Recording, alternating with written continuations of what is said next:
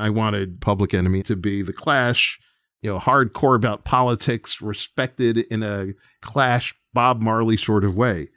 My partners, both Chuck D and Hank Shockley, said, you know what? We need to put Flavor Flav in the group. I said, what, are you kidding? Flavor? This is like putting Harpo Marx into the Beatles. No, you can't do this. But then I relented. And it was one of the best overruling decisions that I've ever had.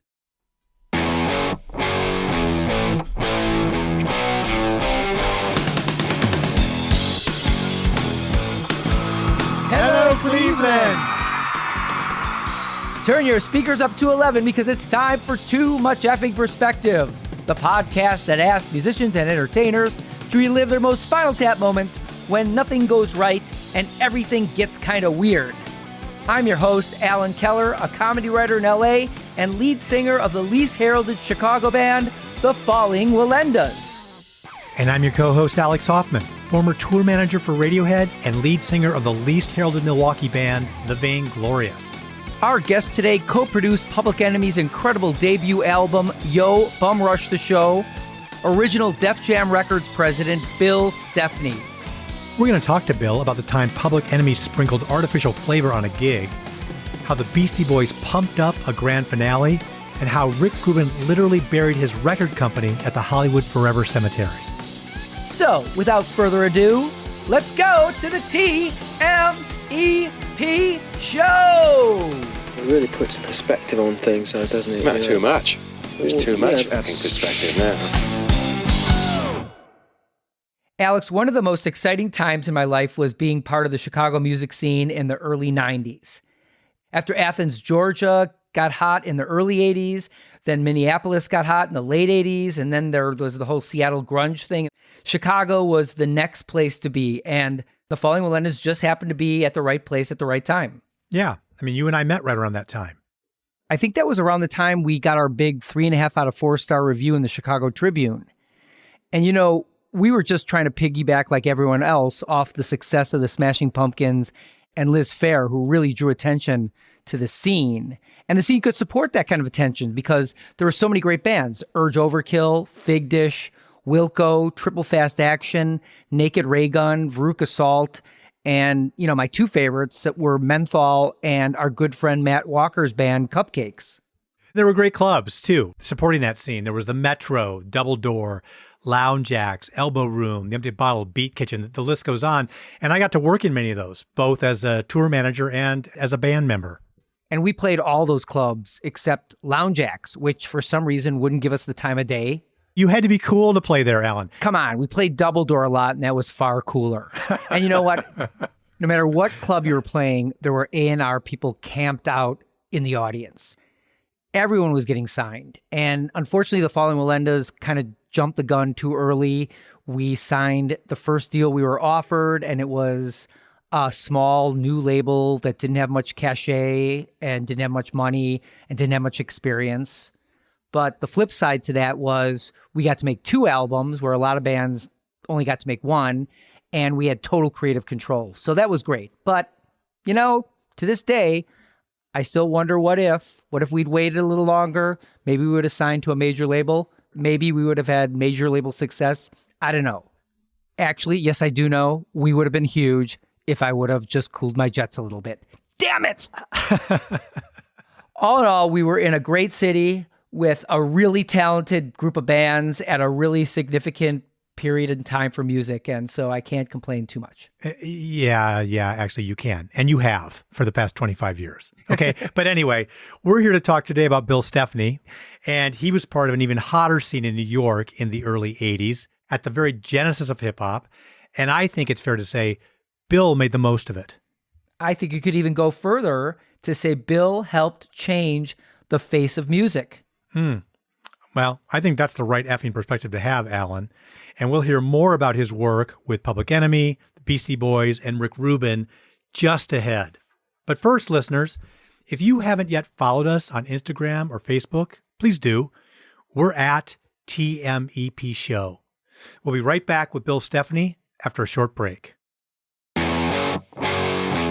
Now a man who was eyewitness to Rick Ruben's infamous attempt at film directing in the 1988 flick Tougher Than Leather, original Def Jam president Bill Stephney. Bill, we're so pleased to have you on the show today. Let's jump right in. So, in the film This Is Spinal Tap, one of the band's most deflating moments is when the miniature Stonehenge monument descends to the stage in the middle of a concert. You actually had what I'd call the opposite experience. You had an inflating Spinal Tap moment while performing with the Beastie Boys. Could you tell us about that? Well, yeah, Alex, when the Beastie Boys' rise starts to happen in 1986 upon the release of their album License to Ill, they're about to embark on a national tour. And their first big show was at this club in the East Village called the Ritz. And the Ritz around that time was like the place. If you wanted to see Madonna, Duran Duran during that period, before anybody did huge venues, they'd stop by the Ritz. So the Beasties planned their first huge show, and their DJ Hurricane, couldn't make that show. He was on the road with Run DMC, who at that point, their collaboration with Aerosmith, a remake of Aerosmith's classic Walk This Way, is just burning up the charts. So both Mike D and Ad Rock from the group, and MCA as well, may he rest in peace, approached me. I kind of a little bit look like I could be Hurricane's brother. And at that point, I am the promotions person for Def Jam. So, I have a gig. I have responsibilities, promoting great music from LL Cool J and the Beastie Boys and upcoming Public Enemy and Slick Rick and Slayer and Danzig and all of these great groups. So I'm good. Not to them. Bill, we're recruiting you to be our DJ for this big Ritz show. You have no choice. Now, during this time, the Beasties were planning to close their shows with just this incredible quote-unquote climax, which would be an inflatable penis rising up from the back of the stage. And as the inflatable penis rises to its fullest potential, that would be the closing of the show. So as I'm rehearsing with them and getting ready for the big show, I really engage in just a review of my life and its value and worth. I had gone to college on a communications media scholarship sponsored by a rock and roll radio station from Long Island at that point, WLIR. It was co-sponsored by the National Urban League, which was, one of the top civil rights organizations in the country. So there were some expectations added to my career and to my life. And so you juxtapose with the fact that I'm going to be on stage with a rising penis in the offing. So we did the gig. It went fantastically. It was written up in New York Times. There's a review, I think, by the great writer John Perellis of that first show. And things went well. Luckily, we did not bring out the rising penis for that show. I think the penis only lasted for a couple of shows as DJ Hurricane came back, and then it was retired for other mayhem that the Beastie Boys engaged in when they were on the stage. That sounds like your Bonehenge moment. Bonehenge. Yeah, I like that.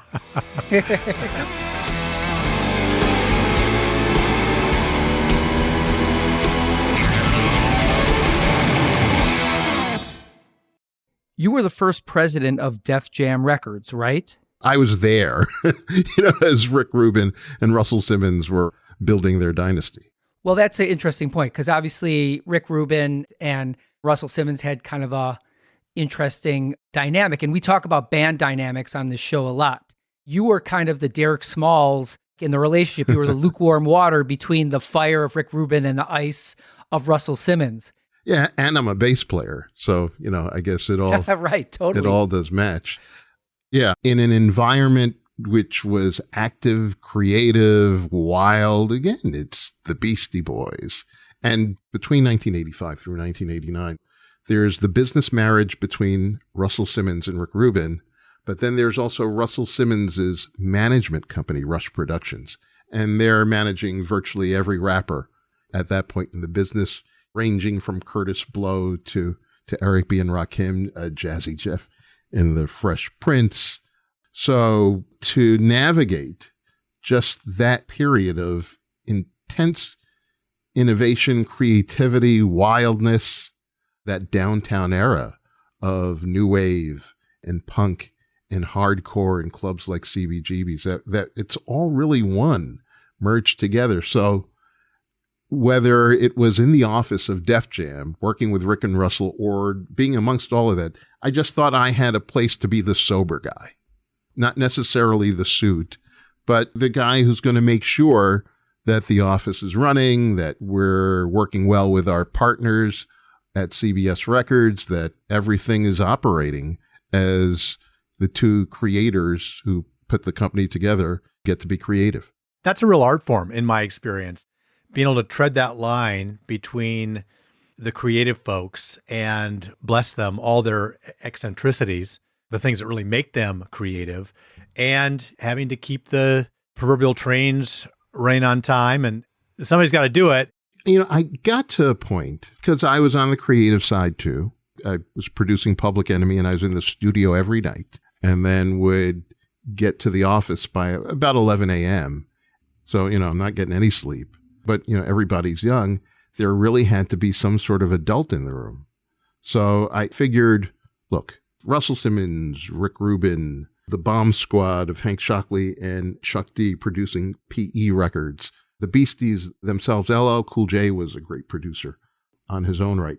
You know, we had all of these creative folks, but we had a dearth of folks who could be in the office. So I always had that creative instinct as part of my personality, but then I just saw what the need was for an administrator while, you know, we're selling millions of LL Cool J and Beastie Boy and Public Enemy records. But you're a young man at the time, right? You sound like you were preternaturally mature to be able to become the business guy in that room. Chuck D says that when I was 19, I was actually 40 years old. He'll go around saying that, oh yeah, he's been 40 forever. Well, let's talk about Chuck D for a second, because you gave him what I think is one of the most consequential pieces of advice in music history. You told him he should start the rap version of The Clash. And that was the impetus behind the creation of Public Enemy, right? Yeah, it was a team effort. I was lucky to attend Adelphi University during the years that Carlton Ridenauer, a.k.a. Chuck D, was also studying at the school. And this is 1982-ish. Yeah. And I'm just starting on our college radio station to play hip hop. I'm 19. I'm going to the university cafeteria to get my daily lunch. And I see a guy in a silk DJ crew jacket emblazoned on the back, Spectrum City. Now, Spectrum City was like the cool DJ unit for Long Island during those years. All the great hip-hop R&B parties for teens of that time were DJ'd by Spectrum City. So I'm scratching my head. How could somebody so cool from Spectrum City be on the Adelphi campus? So I approach him, and so I say, hey, man, I'm Bill Stephney. I go by the name Mr. Bill on 90.3 FM WBAU. I play hip hop. And he said, yeah, I know who you are. I listen to you. Big fan of what you're doing on the radio station. So I said, hey, man, would Spectrum City consent to coming up to my show and to the station? And that meeting in 1982 became the foundation for Public Enemy and for the later considerations of taking the idea of, in essence, merging the Clash with Run DMC. It's without question a mashup of what were the two impacting groups from 1984-ish. And I was lucky to attend the Clash's show in New York City at Bonds International. You couldn't get tickets, but the owners of the station somehow snuck a ticket to me. And that's where I got to see Joe Strummer and Mick Jones and the whole crew and said, hey, this is rock and roll. I think they're fantastic. So when I got the opportunity via Rick Ruben of taking my college classmate and turning him into an artist or an entity that would have some sort of value on Def Jam. The idea of merging just those two fantastic groups, along with the genius of Chuck and our production team with Hank Shockley, just all came together, and the rest became, as they say, history. Wow.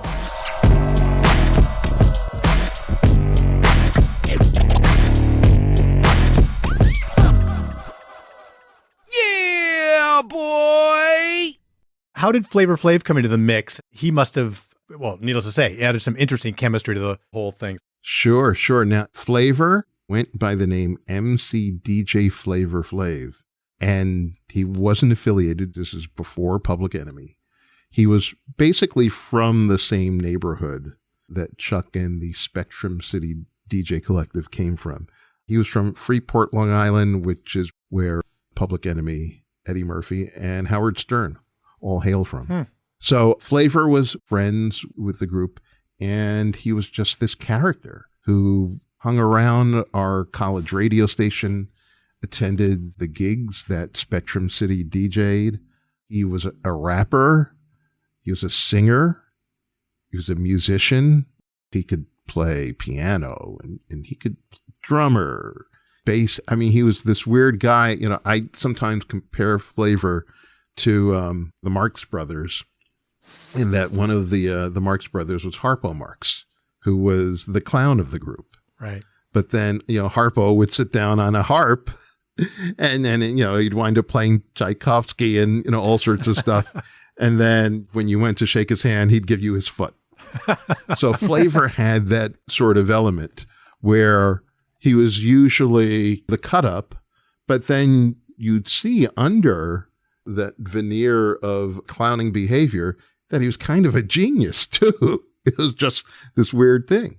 So I would do my college radio rap show, and he'd walk around, and this is still during the period when we had cassettes, and he would have about 40 cassettes of his own music, of all sorts of different songs and raps, different things that he was working on. And you could hear them sort of jingle jangle in the bag that you could hear him coming.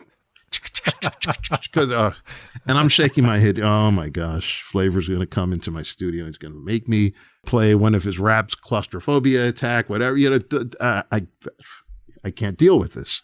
So when we were putting together Public Enemy, again, I wanted PE to be the Clash, respected, hardcore about politics, respected in a Clash Bob Marley sort of way. My partners, both Chuck D and Hank Shockley, said, you know what? We need to put Flavor in the group. I said, what, are you kidding? Flavor? This is like putting Harpo Marx into the Beatles. No, we can't do this. No, we need Flavor because Chuck has the preacher's voice and it's driving, and Chuck is basically, imagine Martin Luther King or Jesse Jackson if they were rappers. But in order to get the message to the people, for them to feel it, you need a counter to Chuck. So, yin yang, let's put Flavor in the group. First I objected, but then I relented. And it was one of the best overruling decisions that I've ever had, because those guys were completely right.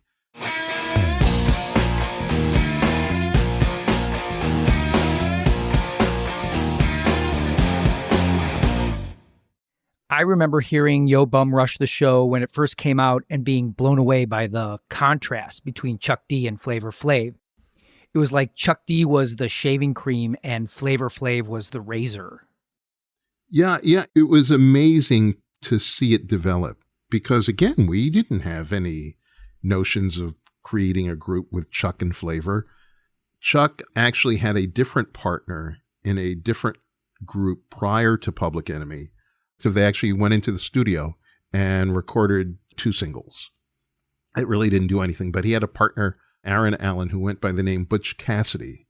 But things didn't work out. So when we did Public Enemy, I think Chuck and Hank took that configuration that seemed to have a little bit of traction for that single that didn't go anywhere, but now married perhaps to the larger concept of the rapping version of The Clash. You're on Def Jam, which is already a hit label with LL Cool J and the Beastie Boys. We're affiliated and distributed by Columbia Records, the label of Bruce Springsteen and Billy Joel. All of those variables seem to come together to develop something pretty special. So Flavor and the role that he played and how it kind of came to be, you'd sense he was a mercurial character. Didn't he disappear from time to time? Yeah. He just has that personality to be engaging wherever and whenever. And sometimes that level of engagement will keep you away from your priorities and even your group early on. So there was a point, the group was on tour, they're in a city, they're about to jump on stage, and there's no Flavor. Chuck can go out there, but what's going to happen without Flavor? This is a frightening prospect. So I don't know if it was Chuck, I don't know if it was the road manager, but anyone familiar with PE knows that they have a group that sort of serves as on-stage security. They're called Security of the First World. So one of the members, he kind of looked like Flavor. He was fairly thin, pretty much the same complexion, pretty much the same height. So someone on the road scratched their head and said, you know what? If we put the hat, if we put the sunglasses, if we put a clock around his neck, and he just does the movements and lip syncs from a distance, who's really going to know? And guess what? Nobody knew the better. So 35 years later, we still refer to that as the artificial Flavor moment.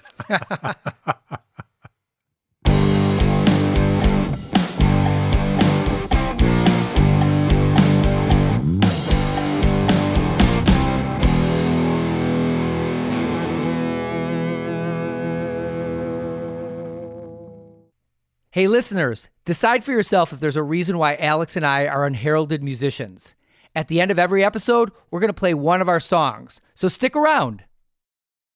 So, Bill, what is your favorite moment in This Is Spinal Tap and why? I know that I personally related to Artie Fufkin, so brilliantly played by Paul Schaefer. I was in the middle of a number of failed in stores too, where nobody showed up, where you just say, hey, please kick my behind. And I tried to use those experiences to keep my career going. But Spinal Tap as just an artistic expression, just great. It's very much a New York film as a New Yorker, because you have Rob Reiner, you have Michael McKean, Christopher Guest, Fran Drescher, Bruno Kirby, Billy Crystal, all of that sort of humor, Borscht Belt, Catskills, filtered into a rock and roll experience for a different younger generation. And it's just like the jokes just kept on hitting, mime is money is so Catskills Borscht Belt to me. Having rewatched it after not seeing it for a long time, it was as fresh and funny to me. And I enjoyed it, I think, now more than I did even back then. It's a wonderful, wonderful statement. Okay, let's do a little experiment here. Bill, say you were the manager of Spinal Tap instead of Ian Faith. What would you have done differently to ensure that band's success, or to at least avoid what they went through? I don't know if I could have done anything differently. I think he was spot on, trying to manage everything, trying to manage the artwork, trying to manage relationships between the band, with the label, battling the Yoko of the group. He balanced it, I thought, pretty well. And ultimately, sometimes the market makes a decision. And the market, at a certain point, said to the group that you worked until it doesn't work. It's sometimes hard. It's like working with an athlete where they've had a great run, but there's a point, even for Michael Jordan, where Father Time, Mother Nature becomes undefeated, and it's time to figure out something else, for David and Nigel. At a certain point, you can only smash so many televisions with a cricket bat, and the impact becomes diminished over time. Muted. Sure. Hey, man, I wish I had that cricket bat on many occasions, for sure. Bill, you seem so chill. I can't imagine you wielding a cricket bat like that. The thing about hip hop, you're taking young people sometimes from the harshest environments, and 1 minute they literally can be living in a housing project with 10 relatives in a 2-bedroom apartment, and within a blink of an eye, given a check by Atlantic Records for $2 million.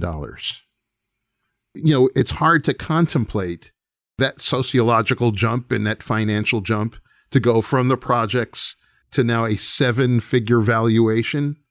I was brought in as a consultant for a very high-profile young African-American vocalist who's still a superstar, but his label they were at wit's end. So they thought, let's bring in the Public Enemy guy, and he's on the board of the National Urban League and the Apollo Theater, and he writes op-eds for the Times. Maybe he can talk some sense. No, I couldn't. I needed the cricket bat. If I hit you in the head, young brother, that's where those frustrations can come in, because you want to help out. And a lot of times, for various reasons, historical, sociological, some of the artists can get in their own way.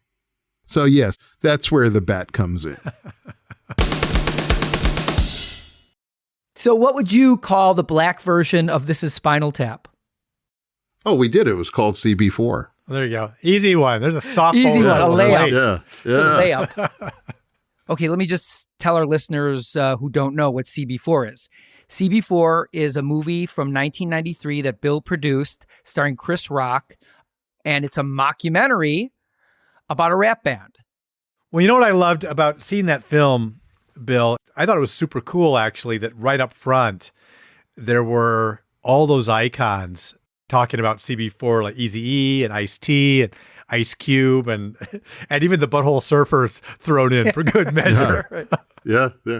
It was especially for Eazy-E because CB4 is in essence a parody of NWA. So for Eazy, for Cube, that they had enough sense of humor to endure parody. We thought was cool to have a young Shaquille O'Neal.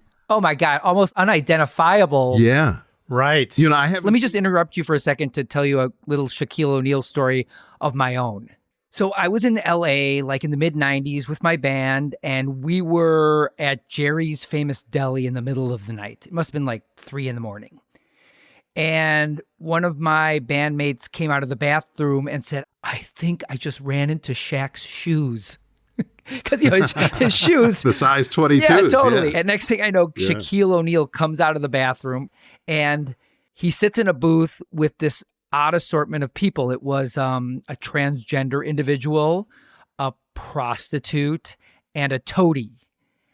And it was completely out of like a Fellini film because Shaq didn't say a word. He's just sipping on a Coke. And everyone else was just having this crazy conversation. And we were just in awe watching the whole thing, really amused by it. Wow. Jerry's great place where, Rick Ruben would hold court. Oh, really? When he came out to Los Angeles and formed American Records, first Deaf American Records. And there's a story there. And then it later on became American Records. Tell us the story.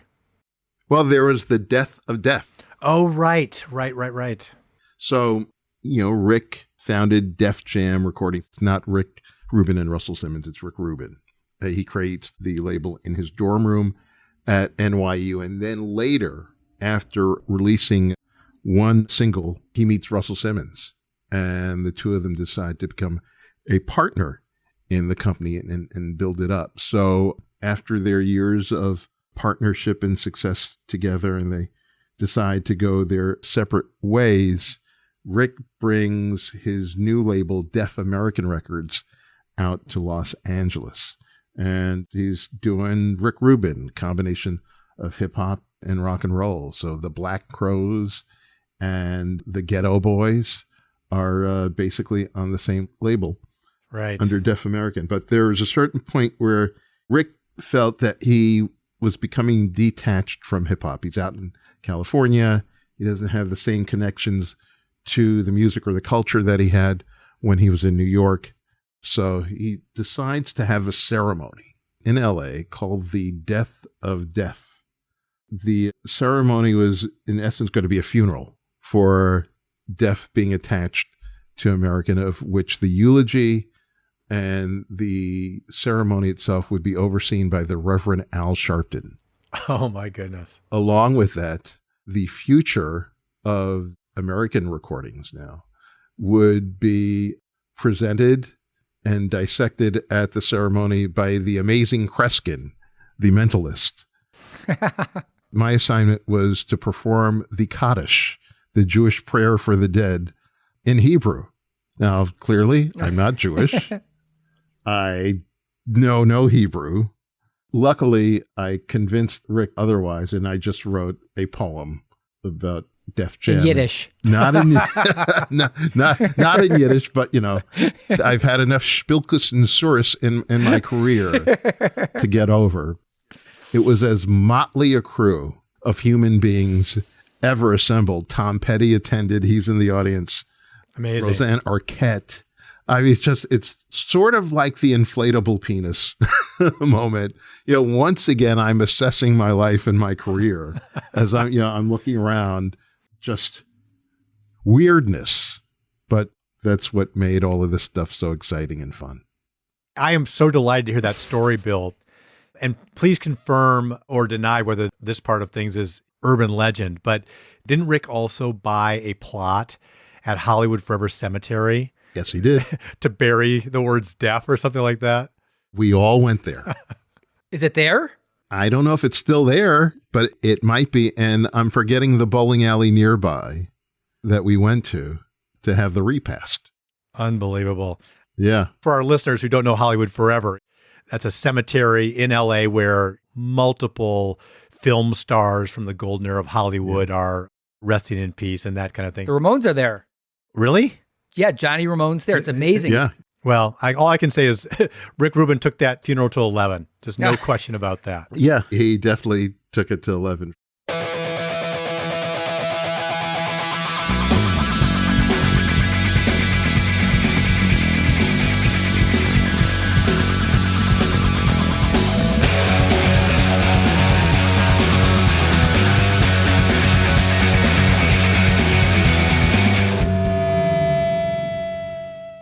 You were at the founding of Public Enemy, and as your career moved on, you aligned yourselves with other artists who were some of the most creative and provocative in their genres, like Paul Mooney, and people that were making serious social and cultural commentary. So was that a deliberate kind of thing that you were looking for, or was this more serendipity? It was serendipity.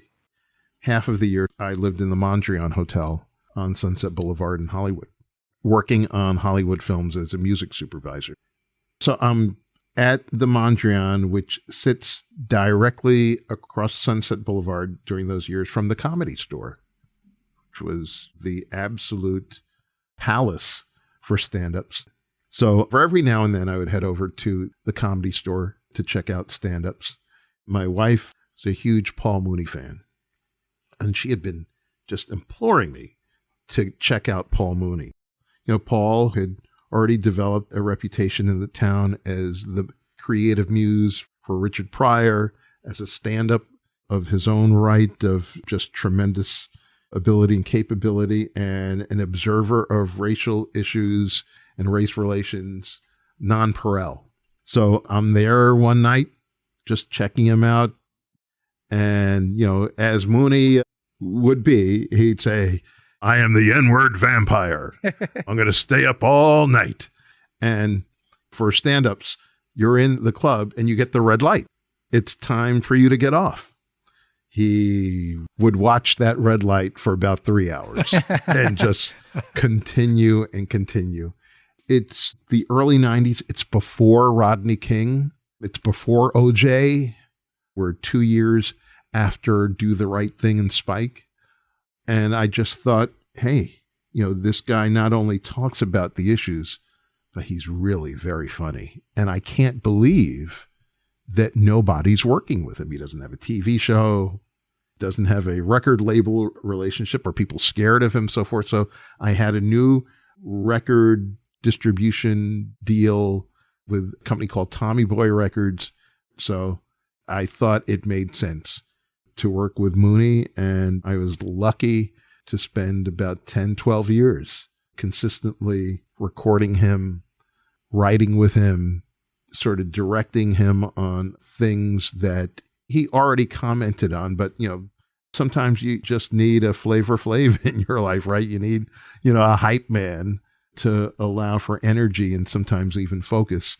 And I tried to be that for him during those years. And we were able to see his career go from the cool stuff that we did together to the rise of his stand-up career. And then later he goes on to Chappelle, and the overall recognition of his work and of his art and his impact.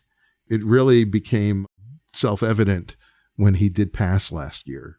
I'm watching NBC Network Nightly News, and Lester Holt comes on announcing, his passing, and then they have a full package about his life. I'm like, Paul Mooney's on. If only he could see this now. And he probably is, but I cannot believe that these people have me. Because he did a whole thing where he was condescending about everything, that they did something about COVID before they announced my death. I cannot believe it. That was Mooney. He was kind of a throwback. I mean, he was uncompromising, and that was to his artistic benefit, but his career detriment. Look at him versus Pryor, right? Pryor kind of played the game, and that's why Pryor became huge. Mooney never played the game. No. Even on Chappelle, they have to carve these Mooney segments, right? It's not like Mooney's introduced into sketches. No, Mooney is Mooney, and let's see what we could do with Negrodamus, right? I mean, Negrodamus, yes. Yeah. He has to be Mooney. How can we work with that? But he was Mooney, right? And that's why he was so great. He did nothing, but Chris Rock would always call him Mr. Black Saturday Night. Was respected, but always was on the verge of an opportunity or stardom. But usually he did something to screw up that opportunity. He had situations and circumstances that may have catapulted him to Pryor-like status, but he enjoyed the level that he was at because he had a certain freedom attached to that. You working with the guy closely for 12 years. You must have come into some crazy situations. Can you share something?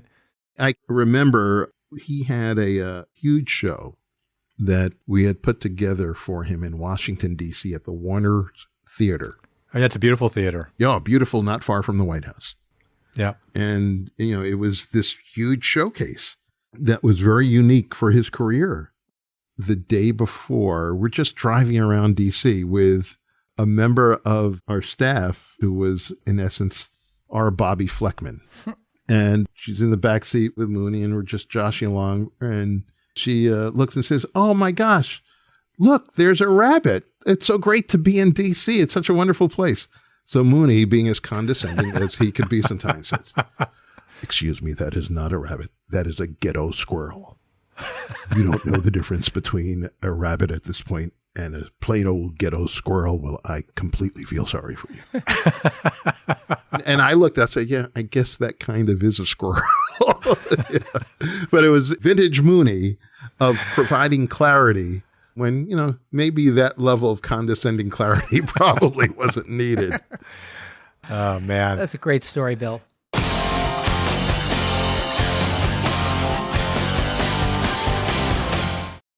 So much of life, Bill, is being at the right place in the right time. And it's really amazing because the late 70s, early 80s, especially in New York, are just an incredible creative crucible. That's the scene where you're at Rick Ruben and Def Jam, and you're kind of a hidden figure in the whole mix, but it's got to be somewhat gratifying. In 2017, hip hop became the most streamed genre over rock. Like, who would have ever thought, right? No one had a clue. And I think that was the secret for the sauce, that we weren't thinking about becoming anything other than having fun and being creative. You know, for me, it's the accident of birth and location. You know, all of this stuff is coming together. Hip hop couldn't happen, or the merging of hip hop and punk and thrash and dance, disco, the gay club scene. You know, that couldn't happen today in Manhattan just by virtue of the economics of being in the city. Those clubs and those areas where folks partied were abandoned factories on the Lower East Side and under Canal Street in Lower Manhattan.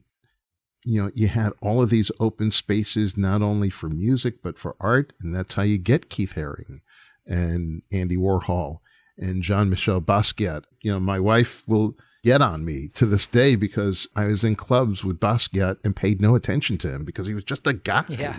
You know, he's just a cool guy who's, you know, so all right, he's in rap groups too. And they're telling me he's an artist. And all right. Just part of the landscape of the tapestry. But that was just the specialness of that time in that moment, that there were no rules to music, to relationships, to thoughts, ideas. We were all just hanging out, trying to figure out how we could do something cool.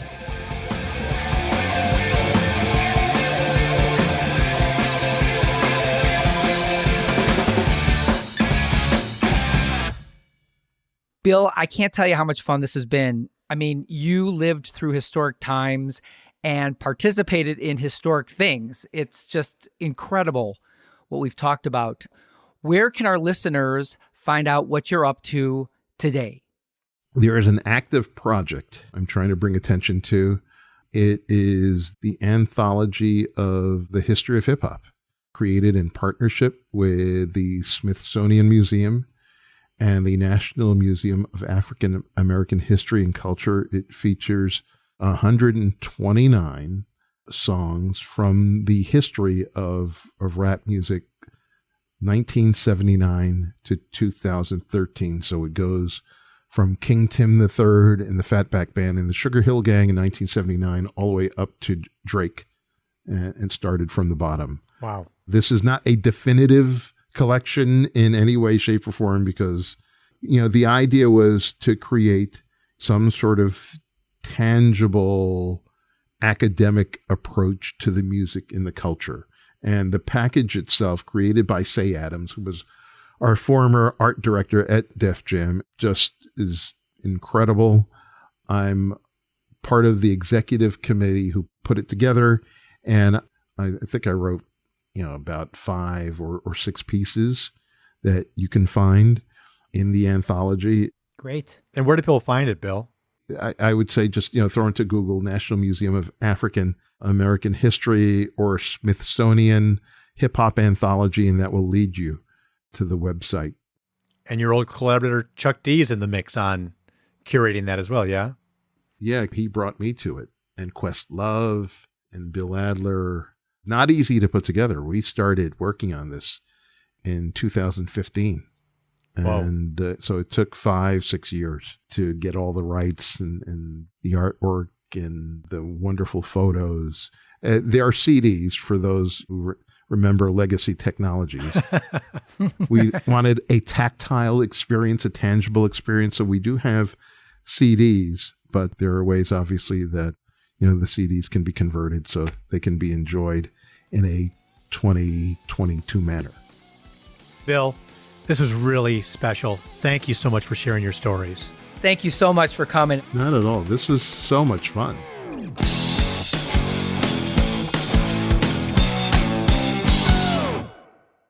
You know, Alan, there's something uniquely energizing about being there at the start of something before it gets really big. I think our audience feels that way about us. All 2 of them.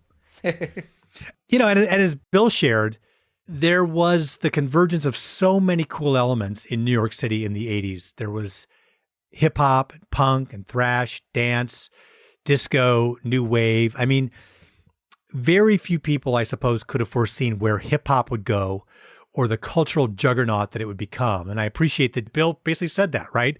They were just having fun. And while they knew something cool was happening, he certainly didn't have the hubris to say he expected it or foresaw that it would be the huge thing that it is today. And I appreciate that honesty. You know, I think when the times are exceptional, it brings out the exceptional qualities of exceptional people. Yeah, well. And I bet no one's ever said exceptional 3 times in one sentence.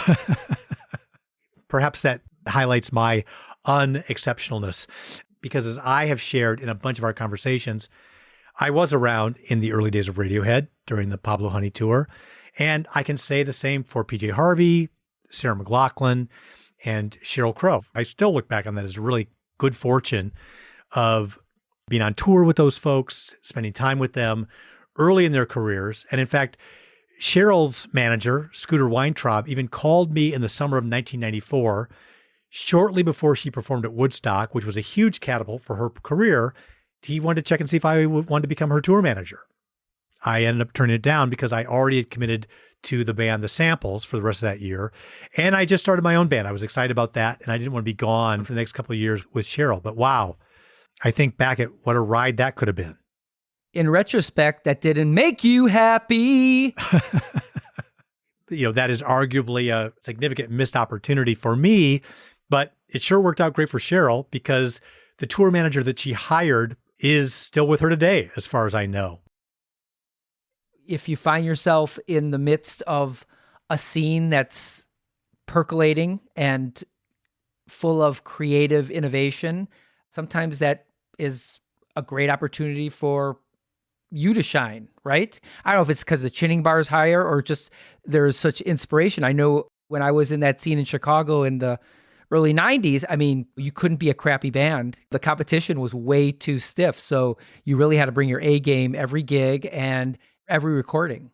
And I think that when you are in a situation like that, sometimes it's hard to know what to say yes to, what to say no to. And in hindsight, there's this coulda, shoulda, woulda thing about opportunities that may have been foregone. But all you can do is try to learn from those opportunities and use that experience to evaluate new things as they come your way, as well as recognizing that there's always luck involved.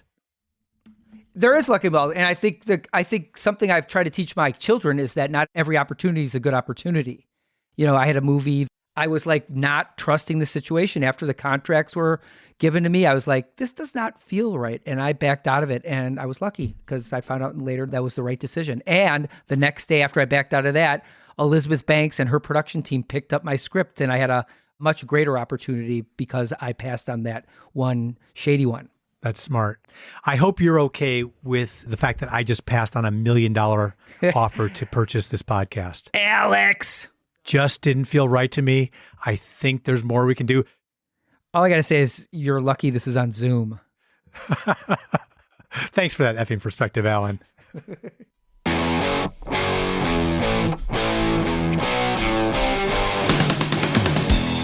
How many people get to come up with a revolutionary idea, like, I don't know, mashing up Run DMC and The Clash, and then help to bring it to fruition? We know one. Chuck D said, most of my heroes don't appear on No Stamps, but one of his friends appeared on the TMEP show. We'll take that. Thanks to Bill Stephney for sharing his stories with all of us.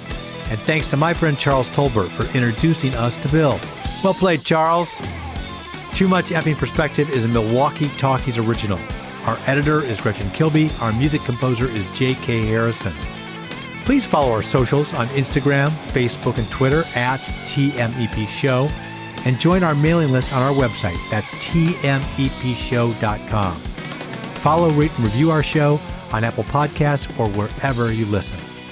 Although it would be as great as having armadillos in our trousers, this podcast is not affiliated with This Is Spinal Tap, and no person or entity connected with the film has sponsored or endorsed its content. This podcast is not affiliated, sponsored, or licensed by Authorized Spinal Tap LLC or Century of Progress Productions. This is Alex Hoffman. Along with my co-host Alan Keller, we want to thank you for listening. We'll go out with a song called Ketchup from my former band, The Vainglorious. I wrote this one in honor of trailblazers who are on the forefront of the music and other things we love, people like Bill Stephney. As it says in the chorus, we have some catching up to do. See you next time on Too Much Effing Perspective.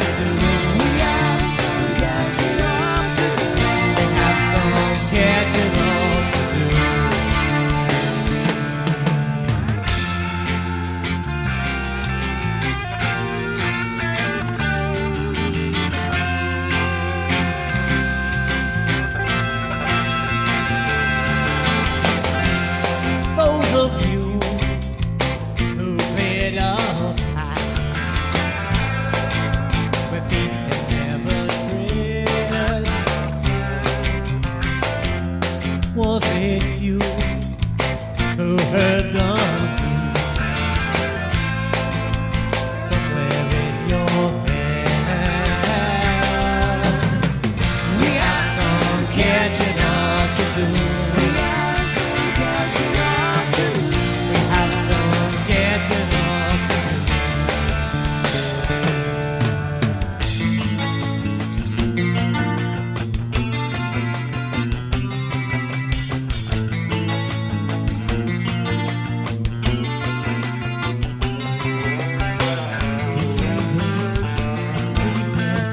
believed it, unleashed it. Your one gift, you gave it. For all now, we'll take it.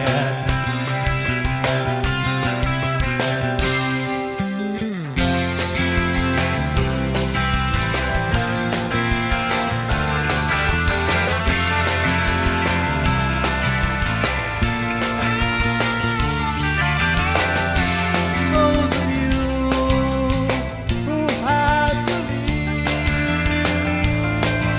the old road was too worn. Those who gave labor and pain, and they knew way was born. We have some catching up to do. We have some catching up to do. We have some catching up to do. We have some catching up to do.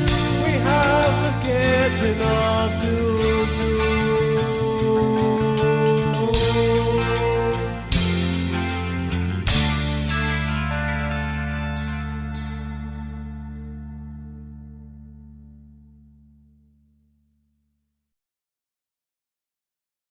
Evergreen Podcast Network.